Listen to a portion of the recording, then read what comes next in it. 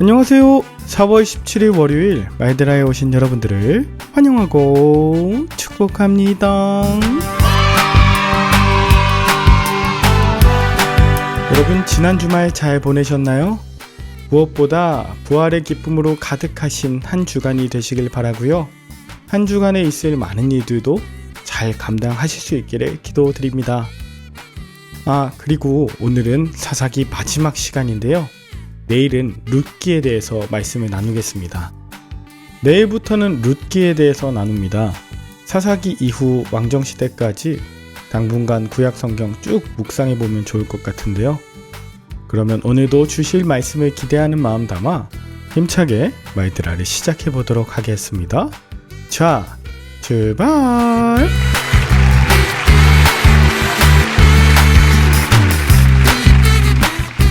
오늘은 사사기 21장입니다.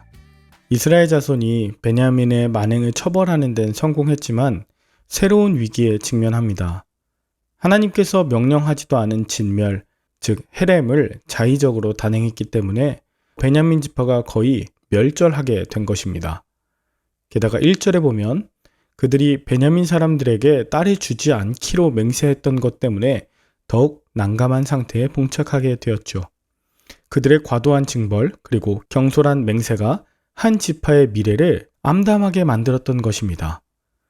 그런데 2절에 보면 그들은 이스라엘의 하나님 여호와여 어찌하여 이스라엘에 이런 일이 생겨서 오늘 이스라엘 중에 한 지파가 없어지게 하시나이까 하며 그 책임을 하나님께 전가시킵니다. 그리고 저녁까지 하나님 앞에서 울었고 다음날 번제와 화목제는 드렸지만 정작 자신들의 죄악에 대해서는 울지도 않고 진심으로 회개하는 제사를 드리지 않았다는 것이죠. 게다가 이스라엘 연합군은 베냐민 지파 사람이라면 남녀노소 가리지 않고 자기 분에 못 이겨 죽이다 보니 베냐민의 남자 600명만 남았던 것입니다. 그리고 그 숫자를 확인하고 나서야 정신이 났는지 그 지파가 사라질 위기만은 면하게 해주고 싶었던 것 같습니다. 이에 그들은 8절에 미스바 총회에 참여하지 않았던 사람들, 즉 야베스, 길르앗 백성을 향하여 진멸의 칼을 들어 남자와 부녀, 게다가 어린아이들까지 칼로 치며 젊은 처녀들을 제외하곤 모두 죽였습니다. 지금 이스라엘이 또다시 동족을 진멸하고 있습니다. 그리고 그 과정에서 하나님께 묻지도 않았죠. 그리고는 13절에 림몬 바위 곁에 숨어있던 베냐민 남자 600명에게 평화를 공포합니다. 이에 숨어있던 베냐민 남자 600명이 나오고 나서 그들에게 야베스 길앗에서 잡아온 젊은 처녀 400명을 내어줍니다. 그럼에도 불구하고 베냐민 남자 600명에게 내어주기에는 200명이 부족했죠. 이렇게 여인의 수가 부족했는데 이스라엘의 장로들은 자신들의 딸은 주지 않기로 서원했기 때문에 이를 어기면 화를 당할 것이라고 하면서 자신들의 신앙을 과시합니다. 그리고 장로들은 불법적이고 비윤리적인 계획을 또 추진해요. 그것은 19절 여호와의 명절에 춤추러 온 여인들을 납치해서 베냐민 지파 사람들이 자신의 땅에 가서 살도록 하게 하는 것이었어요. 장로들이 실로의 처녀들을 납치하도록 내어준 것은 이전에 레위인이 자신의 첩을 기브와 불량배들에게 내놓은 것과 무엇이 다릅니까? 이것이 하나님이 원하는 평화이자 신앙심입니까? 이렇게 개인의 복수가 이스라엘 전체의 비극으로 확대되는 것이 계속되었어요. 폭력이 다른 폭력을 불러왔을 뿐 하나님의 자비나 사랑, 용서는 찾아볼 수 없었고 그 가운데 진정한 회개도 없었습니다. 한순간 여호와의 명절을 지키러 올라간 자신의 딸을 잃은 부모 또는 형제는 얼마나 황당하고 마음이 아팠을까요? 그렇게 사사기는 본문 마지막 25절에 그때 이스라엘에 왕이 없었으므로 사람이 각기 자기 소견에 옳은 대로 행하였더라 라고 결론을 맺습니다.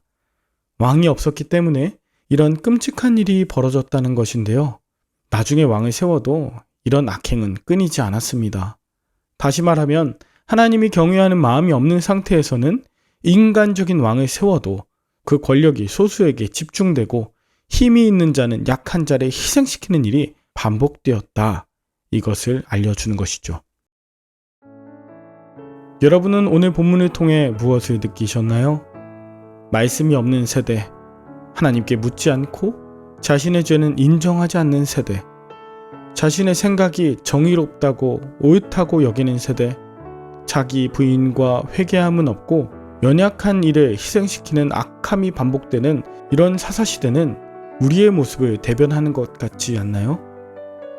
저와 여러분들의 가정, 섬기시는 교회, 그리고 나라 위정자들도 때로 실수하고 잘못할 수 있습니다. 그런데 그러한 일이 생겼을 때 자신의 잘못을 뉘우치고 회개하고 책임을 지는 것이 오히려 지혜롭지 못하다고 여겨지는 것 같습니다. 누군가를 향한 분노와 복수, 용서가 없는 이 시대 속에 우리 그리스도인들이 예수님의 사랑과 용서, 은혜를 받은 자답게 하나님 나라 법칙으로 살아내시길 축복합니다. 오늘도 하나님만 나의 왕으로 모시고 하나님의 뜻하신 바 말씀 충만, 순종 충만으로 생명을 살려내시는 저와 여러분들의 하루 되실 수 있기를 간절히 축복합니다. 함께 기도할까요?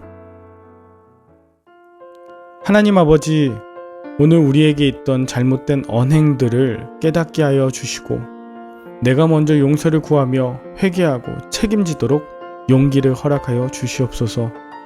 나에게 있는 상처나 분노 등이 다른 이와 공동체 전체에 피해가 되지 않도록 나를 붙들어 주시고 선한 능력과 예수 그리스도의 은혜로 화해하고 치유되고 회복되는 내가 되게 하여 주시옵소서. 우리 가정과 교회와 이 나라 민족을 살리는 예수 그리스도의 생명수 되게 하여 주옵소서. 감사를 드리며 예수님의 이름으로 기도 올리옵나이다. 아멘. 오늘도 좋은 하루 되시길 바라며 저는 내일 다시 찾아뵙도록 하겠습니다. 샬롬.